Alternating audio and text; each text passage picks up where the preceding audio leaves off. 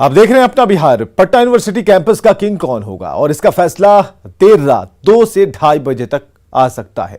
कुल 31 पदों के लिए 51 बूथों पर वोटिंग के बाद आर्ट्स कॉलेज में भारी सुरक्षा व्यवस्था के बीच वोटों की गिनती हो रही है। पटना के डीएम डॉक्टर चंद्रशेखर सिंह ने कहा कि नतीजे के बाद किसी को भी जुलूस निकालने की अनुमति नहीं होगी। शाम 5:30 बजे से ही आर्ट्स कॉलेज में बनाए गए काउंटिंग सेंटर पर वोटों की गिनती की जा रही है।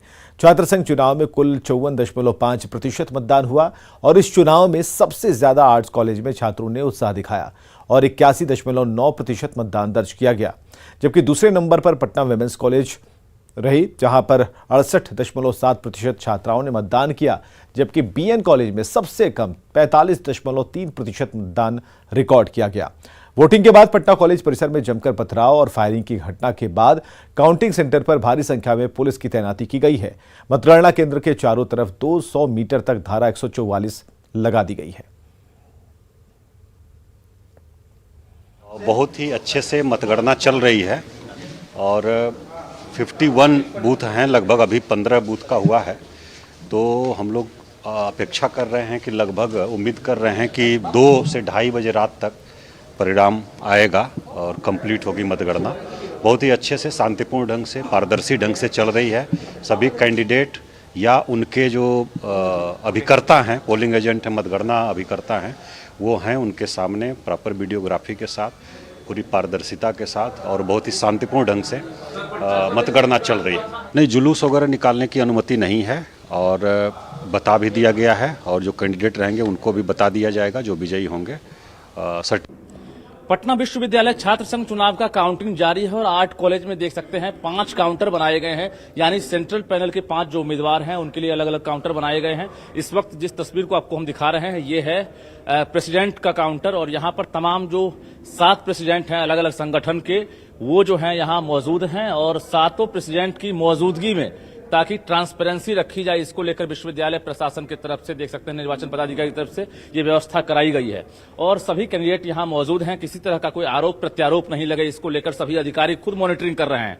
और इसके ठीक बगल में जो काउंटर है वो भी आपको हम दिखाते हैं। यहाँ पर तमाम जो निर्वाचन पदाधिकारी हैं वो खुद मौजूद हैं, चाहे वो बाहर की बात करेंगे, कैंपस की बात करेंगे, बरामदे की बात करेंगे या काउंटिंग रूम की बात करेंगे, तमाम जगहों पर चप्पे चप्पे पर सुरक्षा कर्मी तैनात हैं और देख सकते हैं कि शांतिपूर्वक फिलहाल मतगणना काम चल रहा है। तो ये जो आप देख पा रहे हैं ये इस वक्त ये महासचिव का है। ये देख सकते हैं कि ये वाइस प्रेसिडेंट का है और यहाँ पर इसी तरह से यानी जो वाइस प्रेसिडेंट के कैंडिडेट हैं उनको यहाँ पर बुलाया गया है और इनकी मौजूदगी में ही मतों गिनती है वो जारी है। यानी कुल मिलाकर कहा यह जा रहा है कि रात के 2:30 बजे तक जो काउंटिंग काम है वो पूरा हो जाएगा। उसके बाद जो विजेता प्रत्याशी हैं उनके नाम की घोषणा होगी और उसके बाद उन्हें सर्टिफिकेट दिया जाएगा, जिसको लेकर अभी जिलाधिकारी चंद्रशेखर सिंह ने खुद अभी निरीक्षण किया था और उन्होंने भी कहा है कि रात के 2:30 बजे तक जो है काउंटिंग का काम पूरा कर लिया जाएगा। कैमरामैन दीपक के साथ रजनीश कुमार, न्यूज 18 पटना। और दानापुर से अगली खबर, जहां बेऊर अखाड़ा में अचानक एक बंद बॉडी वाले पिकअप वैन में आग लग गई और देखते ही देखते पूरी गाड़ी जलकर खाक हो गई। बीच सड़क पर गाड़ी में आग लगने से मौके पर अफरा तफरी का माहौल हो गया और काफी देर तक दोनों तरफ ट्रैफिक जाम रहा। काफी मशक्कत के बाद दमकल कर्मियों ने आग पर काबू पाया और आग कैसे लगी अब तक इसका पता नहीं चल पाया है।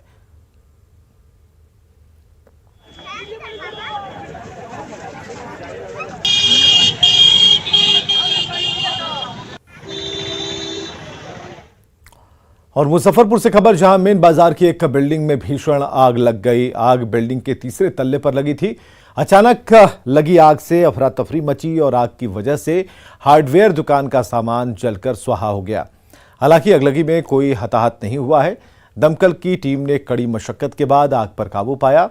आग लगने की जो वजह है वो बताई जा रही है शॉर्ट सर्किट से आग लगी है। हालांकि दमकल की गाड़ी को आप देख पा रहे हैं, काफी मशक्कत के बाद लोगों की काफी यहां पर भीड़ थी और बिल्डिंग के 3रे तल्ले पर आग लगी थी। हालांकि आग बुझा ली गई है। बिहार में शराबबंदी कानून के बाद उत्पाद विभाग की टीम शराब माफिया और शराबियों के खिलाफ विशेष अभियान चलाकर लगातार कार्रवाई कर रहे हैं।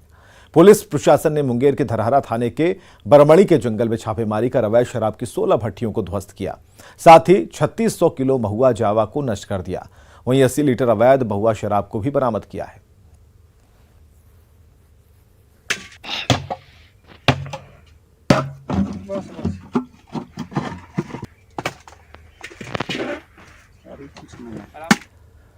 और दानापुर से ही खबर, जहां यूट्यूब चैनल के कैमरामैन की संदेहास्पद स्थिति में मौत हो गई है। मौत आरा के धरहरा में हुई है। मृतक की पहचान नासरीगंज के पिंटू कुमार के रूप में की गई। शव को अंतिम संस्कार के लिए दीघा घाट लाया गया था, लेकिन अंतिम संस्कार से पहले मृतक की मौसी और बहन ने हत्या की आशंका जाहिर करते हुए अंतिम संस्कार को रुकवा दिया। इसके बाद दानापुर अनुमंडल अस्पताल में शव का पोस्टमार्टम कराया गया है। मृतक की बहन का कहना है कि भाई के शरीर पर कई चोट के निशान हैं।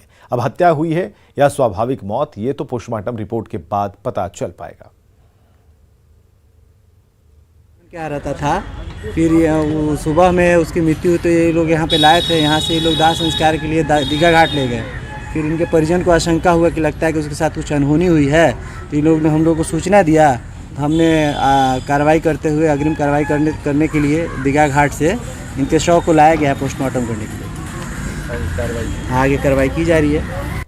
जमुई का एक आभूषण कारोबारी 2 नवंबर से लापता है, लेकिन अब तक उसका कोई पता नहीं चल पाया। लापता ज्वेलर्स के मामले में एक साथ 2 एंगल सामने आने के बाद पुलिस भी कशमकश में है। एक तरफ लापता पीसी ज्वेलर्स के मालिक चंद्रभूषण की पत्नी का आरोप है कि वो वाराणसी गए थे, तभी से लापता हैं और उनसे कोई संपर्क नहीं हो पा रहा, जिससे परिवार को अनहोनी की आशंका सता रही है। जबकि दूसरी तरफ कुछ स्थानीय व्यवसायियों का आरोप है कि चंद्रभूषण कई व्यवसायियों से लाखों या फिर करोड़ों रुपए लेकर फरार हो गया। पैसा बचाने के लिए सामने नहीं आ रहा है और स्थानीय व्यवसायियों का आरोप है कि पैसे लौटाने के नाम पर चंद्रभूषण ने पहले कई चेक भी दिए थे जो बाउंस कर गए, और ऐसे में ये लोग आवेदन देकर पुलिस से उसे ढूंढने की गुहार लगा रहे हैं।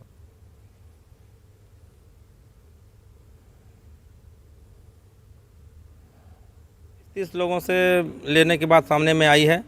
किन्हीं का 20 लाख है, किन्हीं का 30 लाख है, 15 लाख है। अब एक हमारे गुड्डू भैया हैं, इनका लगभग 50 लाख के आसपास है, और हमारे लालटू भैया हैं, इनका भी 32 लाख के आसपास है। इस तरह से बहुत सारे लोगों का पैसा उन्होंने लिया है। मतलब क्लियर प्रतीत हो रहा है उसकी वाइफ का हाव भाव देखते हुए कि वो पैसा लेके फरार हो गए। हाँ, उनके साथ कुछ भी अनहोनी नहीं हुई है। वो अगर पुलिस सही तरीके से जांच करती है तो मुझे उम्मीद है जरूर कि भूषण जी पुलिस की गिरफ्त में होंगे। सर ये सरासर झूठ लग रहा है, क्योंकि जब से हम शादी करके आए हम कभी भी अपने हस्बैंड के पास इतना पैसा कभी भी नहीं देखे, तो हमको साफ लग रहा है झूठ है। अगर जो आदमी ऐसा इल्जाम लगा रहा है तो उसके पास कुछ प्रूफ, ऐसे तो कोई किसी को पैसा नहीं देता है ना सर। सभी बिंदुओं की छानबीन कर रहे हैं और जो भी उचित कानूनी कार्रवाई की जाएगी। एफआईआर दर्ज पीड़ित के द्वारा कराएगा या फिर व्यवसायियों के द्वारा कराएगा? नहीं, व्यवसायियों के द्वारा ही कराया गया। व्यवसायी ही पीड़ित है इस मामले में। अच्छा, जो गायब हैं उनके परिवार क्या कहते हैं? उनके परिजनों का कहना है कि वो उनसे संपर्क में नहीं है। उनके पक्ष को भी हम लोग देख रहे हैं, उस बिंदु पर भी हम लोग अनुसंधान कर रहे हैं। बेगूसराय के साहेबपुर कबाल थाने की पुलिस ने 3 लोगों को गिरफ्तार किया है। बदमाशों के पास से 3 देसी कट्टा, 1 लाइसेंसी बंदूक, 19 जिंदा कारतूस और 3 खोखा बरामद हुआ। 2 दिन पहले जमीन विवाद में बाबूराही गांव में गोलीबारी की घटना हुई थी, जिसका वीडियो भी वायरल हुआ था। इसी वीडियो के आधार पर पुलिस ने आरोपियों की पहचान कर गिरफ्तारी की है।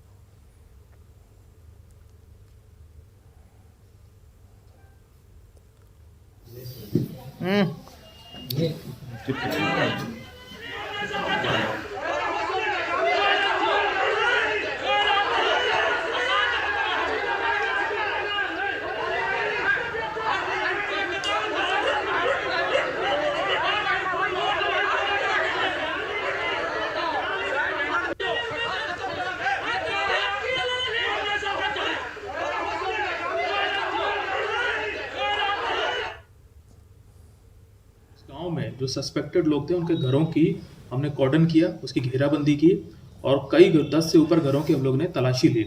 उसके बाद उसमें 3 अपराधी जो वीडियो में दिख रहे थे उनकी पहचान हुई, उनको गिरफ्तार किया गया है। इनके पास से 3 देसी कट्टा, 1 लाइसेंसी हथियार, 11 जिंदा कारतूस, 3 गोलियों के खोखे और 8 बंदूक की गोलियां प्राप्त हुई हैं।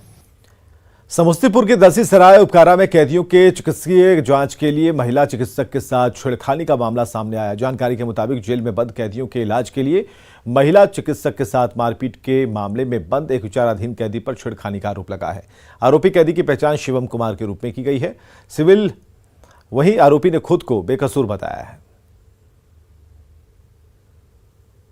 समस्तीपुर के दलसिंह सराय उपकारा जो कोनेला में स्थित है, वहां एक सनसनीखेज मामला सामने आया है, जहां पे आरोप लगा है, जो ये तस्वीर देख रहे हैं पुलिस अभिरक्षा में जहां जो युवक है उस पर एक चिकित्सक के साथ, महिला चिकित्सक के साथ दुर्व्यवहार करने का आरोप लगा है, जिसके बाद जो जानकारी मिल रही है कोनेला जेल प्रशासन के द्वारा चिकित्सकों को, महिला चिकित्सक इसे देखने गई थी, उसी दौरान छेड़खानी का आरोप इनके ऊपर लगा है और उसके बाद यहाँ सदर अस्पताल में भेजा गया है। हम ये इनका पक्ष जानने की कोशिश करेंगे।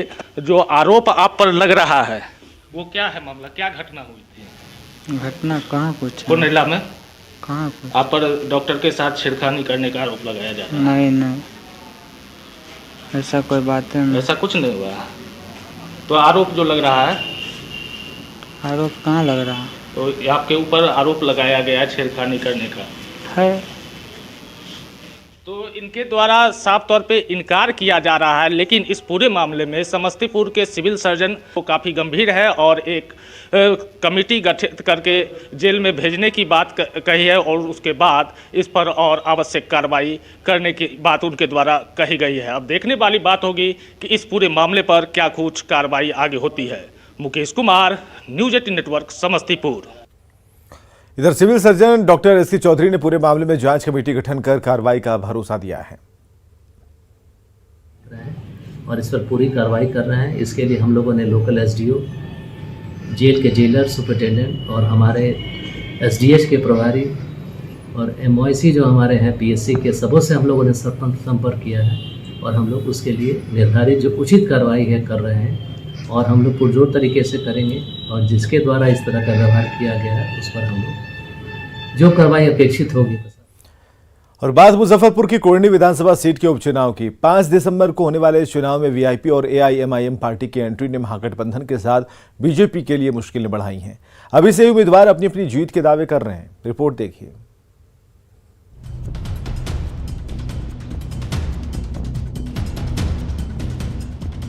कुर्नी विधानसभा के लिए होने जा रहा उपचुनाव वाकई दिलचस्प मोड़ पर आ गया है, क्योंकि इस बार यहां 2 पार्टियों में नहीं बल्कि 4 पार्टियों के बीच का मुकाबला बन चुका है। जेडीयू, बीजेपी, वीआईपी और असदुद्दीन ओवैसी की पार्टी एआईएमआईएम के उम्मीदवार मैदान में हैं। वीआईपी पार्टी ने एनडीए और महागठबंधन की मुश्किलें बढ़ा दी हैं। मुकेश सैनी ने अपनी पार्टी से नीलाभ कुमार को उम्मीदवार बनाया है, जो भूमिहार जाति से आते हैं। नीलाभ दावे कर रहे हैं कि वे महागठबंधन और बीजेपी उम्मीदवार को पछाड़ देंगे कास्ट इक्वेशन के जरिए। ये कि सिर्फ मेरे नाम आने से उन दोनों पार्टियों में हरकंप है और वो लोग अनर्गल झूठा आरोप प्रत्यारोप लगा रहे हैं।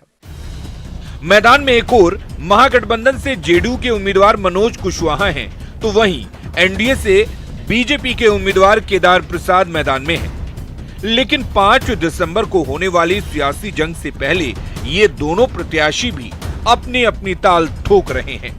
केदार गुप्ता ने 2015 विधानसभा चुनाव में जीत दर्ज की थी।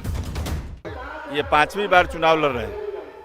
आज तक जितना समर्थन हमको नहीं मिला, इस चुनाव में जब हम क्षेत्र में जाते हैं, जनता के बीच, मालिक के बीच हम जा रहे हैं, इतना बड़ा समर्थन हमको मिल रहा है कि हम कल्पना भी नहीं किए थे कि इतना बड़ा समर्थन हमको मिलेगा। और 2015 के बाद 2020 तक पूरे कुढ़नी विधानसभा में 200 करोड़ से ज़्यादा का सड़क का जाल हमने अपने मेहनत से राज्य सरकार से, केंद्र सरकार से लड़के बनवाने का काम किया है। 5-7 पुल ऐसे बड़े बड़े पुल हैं, 4 करोड़ 5 करोड़ का एक पुल, जो आज़ादी के बाद कभी बना नहीं था। बहुत जनता एक तरफा है। 2015 में कुढ़नी की महान जनता ने 11,667 वोटों से हमको जिताने का काम किया था। उस समय नया थे, जब मैंने काम करके दिखाने का काम किया हूं, तो जनता इस बार उससे दुगुना मतों से हमको विधानसभा में। सभी प्रत्याशी अपने अपने तरीके से जीत के दावे कर रहे हैं, लेकिन जाति के बंधन में जिस तरह से प्रत्याशियों को सियासी शतरंज के मैदान में प्यादे के तौर पर उतारा गया है, वो किसे पछाड़ेंगे, इसका फैसला तो जनता जनार्दन ही करेगी। न्यूज 18 के लिए मुजफ्फरपुर के कोरनी से शैलेंद्र कुमार की रिपोर्ट। इधर वैशाली में बीजेपी विधायक लखेंद्र कुमार रोशन ने बिहार में शराबबंदी को पूरी तरह से फेल बताया और साथ ही सीएम नीतीश कुमार से शराबबंदी की समीक्षा कर शराबबंदी कानून को खत्म करने की मांग की है।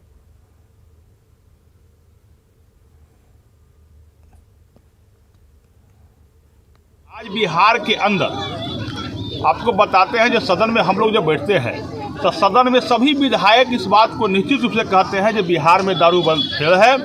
यह दारू को, क्योंकि दारू के आड़ में लोग जहर पी रहे हैं, लोग मर रहे हैं दिन प्रतिदिन। हम तो माननीय मुख्यमंत्री जी से निवेदन करते हैं कि एक बार समीक्षा करवा लीजिए, और दारू पूरी तरह फेल है बिहार के अंदर।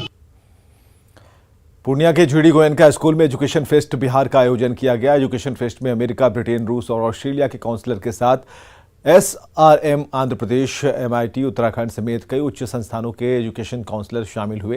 वहीं फेस्ट में रूस और कनाडा से आए शिक्षाविद छात्रों को उनके करियर से संबंधित सलाह दी। इस कार्यक्रम में करीब 2000 छात्र शामिल हुए।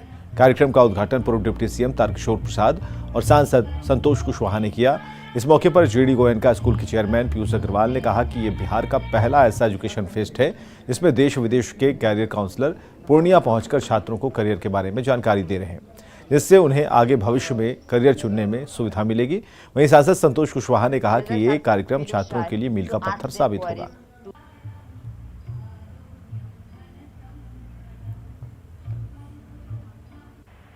जीडी गोयनका का जो उद्देश्य है कि करके सीखो की अवधारणा पे